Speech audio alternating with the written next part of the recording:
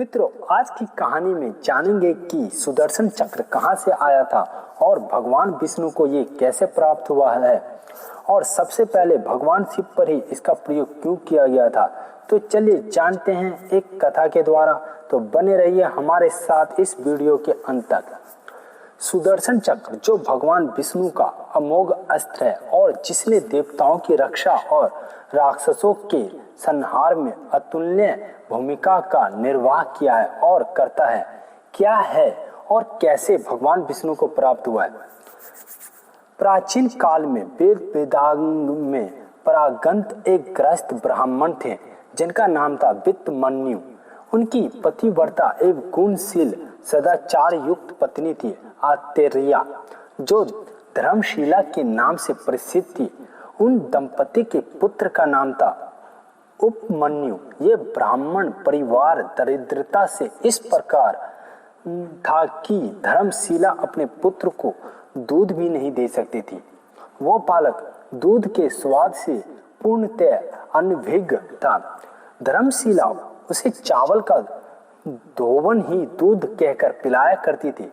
एक दिन ऋषि बतमन्यु अपने पुत्र के साथ कहीं प्रतिभोज में गए। वहां उसे तपस्वी बालक के उपमन्यु ने दूध से बनी हुई खीर का भोजन किया। तब उसे दूध के स्वाद का पता लग गया। घर आकर उसने चावल के धोने वाले पानी को पीने से इनकार कर दिया। दूध पाने के लिए हट पर अड़े बालक से उसकी मां धर्मशिला ने आंसुओं से भरी आंखों से उसे देखते हुए कहा, पुत्र, यदि तुम दूध का क्या उससे भी अधिक पुष्टिकारक तथा स्वाद युक्त पेय पीना चाहते हो तो विरूपाक्ष महादेवी की सेवा करो। उनकी कृपा से दूध को कौन कहे अमृत भी प्राप्त हो सकता है। उपमन्यु ने अपनी माँ से पूछा, माता, आप जिन विरूपाक्ष भगवान की सेवा पूजा करने को कह रही है वे कौन है। धर्मशिला ने विरूपाक्ष भगवान की कथा कहते हुए अपने पुत्र को बताया कि प्राचीन काल में श्री दामा नाम से विख्यात एक महान असुर राज था। उसने सारे संसार को अपने अधीन करके लक्ष्मी को भी अपने वश में कर लिया। उसके यश और प्रताप से तीनों लोग श्रीहीन हो गए। उसका मन इतना बढ़ गया कि वह भगवान विष्णु की श्री वत्सों को ही छीन लेने की योजना बनाने लगा। उस महाबलशाली असुर की इस दूषित मनोभावनाओं को जानकर उसे मारने की इच्छा से भगवान विष्णु महेश्वर शिव जी के पास गए। उस समय योग मूर्ति महेश्वर शिव हिमालय की ऊंची चोटी पर योग मगन थे। तब भगवान विष्णु जगन्नाथ के पास जाकर 1000 वर्ष तक पैर के अंगूठे पर खड़े रहकर परम ब्रह्म की उपासना करते रहे। भगवान विष्णु की इस कठोर साधना से प्रसन्न होकर भगवान शिव ने उन्हें सुदर्शन चक्र दिया और उन्होंने सुदर्शन चक्र को देते हुए भगवान विष्णु से कहा, देवश, ये सुदर्शन चक्र नाम का श्रेष्ठ आयुध 12 और 6 नावियों एवं 2 युगों से युक्त तीव्र गतिशील और समस्त अयोध्या का नाश करने वाला है। सज्जनों की रक्षा करने के लिए इसके औरों में देवता, राशियां, ऋतुएं, अग्नि, सोम, मित्र, वरुण, साचीपति, इंद्र, विश्वदेव, प्रजापति, हनुमान, दंतारी, तप तथा चैत्र से लेकर फाल्गुन तक के 12 महीने प्रतिष्ठित हैं तथा आप इसे लेकर निर्भीक होकर शत्रुओं का संहार करें। शिव जी की ये बात सुनकर भगवान विष्णु ने कहा, शंभुनाथ, मुझे ये कैसे मालूम होगा कि ये अस्त्र अमोघ है।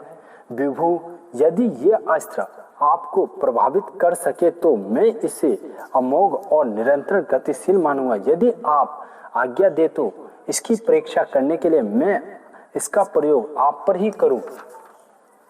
शिव जी ने कहा, यदि आप ऐसा सोचते हैं तो आप निश्चेत होकर इसे मेरे ऊपर चलाइए और इसकी परीक्षा कर लीजिए। भगवान विष्णु ने जब सुदर्शन चक्र का प्रयोग शिव जी पर किया तो अजर अमर शिव जी भी 3 खंडों में कट गए। इन 3 खंडों के नाम पड़े विश्वेश, यज्ञेश तथा यज्ञ याजक शिव जी को 3 खंडों में काटा देखकर भगवान विष्णु लज्जित हो गए और वे बार बार सदा शिव को प्रणाम करने लगे। भगवान विष्णु की यह दशा देखकर सदा शिव बोले, महाबाहु चक्र की नेमी द्वार मेरा यह प्राकृत विकार ही काटा गया है। मैं और मेरा स्वभाव तो छत्र नहीं हुआ, ये तो सर्वथा अच्छेद तथा आहद है। केशव, आज से मेरा एक अंश हिरण्ययक्ष, दूसरा सुवर्णाक्ष और तीसरा विरूपाक्ष के नाम से जाना जाएगा। ये मेरे तीनों अंश आराधने से महान पुण्य प्रदान करने वाले होंगे। विभु आप उठे और उस असुर का वध कर डाले। तब भगवान विष्णु ने उस सुदर्शन चक्र से असुर श्री दामा को युद्ध में हरा करके मार डाला। यह सुनकर वित्तमन्यु के बलवान और तेजस्वी पुत्र उपमन्यु ने भी भगवान शिव के एक रूप विरूपाक्ष की उपासना करके अपना अभीष्ट प्राप्त किया। कलातीत सत्ता से उत्पन्न और प्राप्त सुदर्शन महाकाल का एक प्रसाद, एक प्रतीक है जो अत्यंत गतिशील और अमोघ है। देवता, दानव और मनुष्य, चर और अचर सभी से अधिक शक्तिमान और चक्र आपात दृष्टि से देखने पर सुंदर है और वही भगवान हरि का परम अयुद्ध बाण है। तो मित्रों, आज हमने इस कहानी के द्वारा समझे कि भगवान विष्णु को सुदर्शन चक्र कहां से प्राप्त हुआ और उन्होंने सबसे पहले भगवान शिव पर ही इसका प्रयोग क्यों किया।